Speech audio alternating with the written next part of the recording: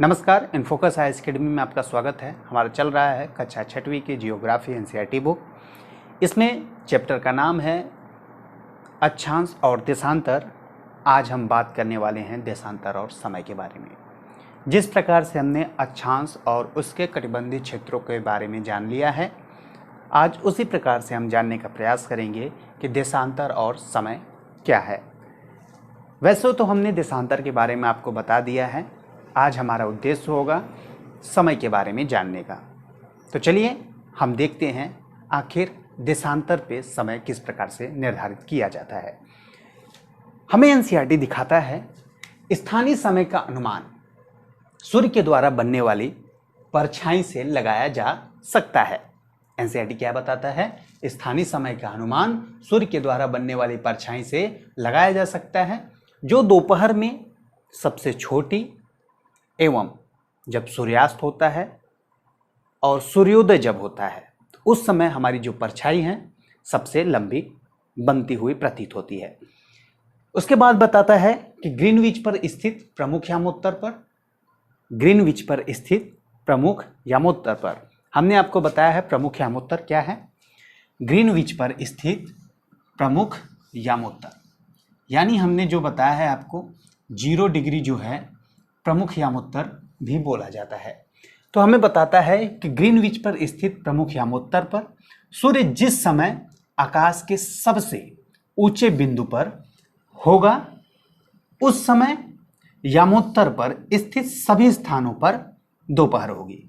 कहने का क्या प्रयास कर रहा है कि सूर्य जिस समय सबसे ऊंचे स्थानों पर होगा तथा यामोत्तर पर उस समय यामोत्तर पर स्थित सभी स्थानों पर, यामोत्तर पर स्थित सभी स्थानों पर दोपहर प्रतीत होगा हमें। ठीक है। अब इस पे क्या कहता है? चूंकि पृथ्वी पश्चिम से पूर्व की तरफ चक्कर लगाती है।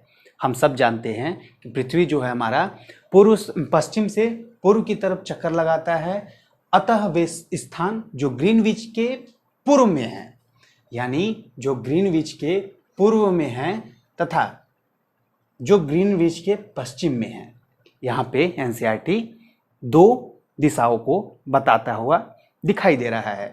तो कह रहा है एनसीईआरटी कि अतः वे स्थान जो ग्रीनविच के पूर्व में है उनका समय ग्रीनविच समय से आगे होगा, उनका समय ग्रीनविच समय से आगे होगा तथा जो पश्चिम में है उनका समय ग्रीनविच से पीछे की तरफ होगा। अब समय को किस तरह निकालते हैं उसको हम देखते हैं। हम सब जानते हैं कि हमारा जो पृथ्वी है वह एक दिन में 360 डिग्री घूम जाता है, यानी हम क्या कह सकते हैं, हमारा जो पृथ्वी है वह 24 घंटे में कितना घूमता है? 360 डिग्री। 24 घंटे में कितना घूमता है? 360 डिग्री। तो यानी हम 1 घंटे की अगर बात करें, अनुमान निकाले तो कितना घूमेगा? जी हाँ, 1 घंटे में अगर घूमने की अगर बात करें तो 360 डिग्री में 24 का भाग दीजिए, यह जाएगा, यानी लगभग हम कहें कि 15 डिग्री 1 घंटे में घूम लेगा। हमारी जो पृथ्वी है वह 15 डिग्री घूमने के लिए 1 घंटा समय ले लेता है। ठीक उसी प्रकार से हमें एनसीईआरटी एक फिगर दिखाता है। इसको अगर और भी निकालें इसको, तो यानी 1 डिग्री घूमने के लिए कितना समय लेता है, तो हम देखेंगे 1 डिग्री घूमने के लिए तो हम 1 घंटे को मिनट में निकाल लें, 60 मिनट। ठीक है, यानी 60 में 15 का भाग देंगे तो क्या आ जाएगा? 4 मिनट। यानी 1 डिग्री घूमने में 4 मिनट का समय लेता है। जब हमारा पृथ्वी जो है 1 डिग्री घूमने में 4 मिनट का समय ले लेता है, उसी प्रकार से हमें एनसीईआरटी एक तरह का फिगर दिखाता हुआ प्रतीत होता है। आपको हम दिखाते हैं कि किस तरह से फिगर है। आप देखिए ध्यान से, तो हमारा प्रमुख यामोत्तर है जो कि 0 डिग्री है। इसे हम इसके आगे हम देखें +1 +2 +3 +12 तक गया हुआ प्रतीत होता है। इसी तरह से यहाँ पे हम देखें तो -1 -2 -3 -12 तक हम देखते हैं कि इसी तरह से जाता हुआ प्रतीत होता है। अब इस +1 का मतलब क्या है? 15 डिग्री, 15, 30, 45, इसी तरह से 180 डिग्री तक चला जाता है और इसी प्रकार से पश्चिम की दिशा में भी जाता हुआ हमें प्रतीत होता है। अब देखिए यहाँ पे जो है हमारा एक तिथि रेखा है, अंतरराष्ट्रीय तिथि रेखा दिखाई देता है। इसको हम समय रेखा कहते हैं, प्रमुख यामोत्तर को समय रेखा। इन दो बातों को ध्यान में रखिए। अब हम बात करते हैं भारत के परिप्रेक्ष्य में।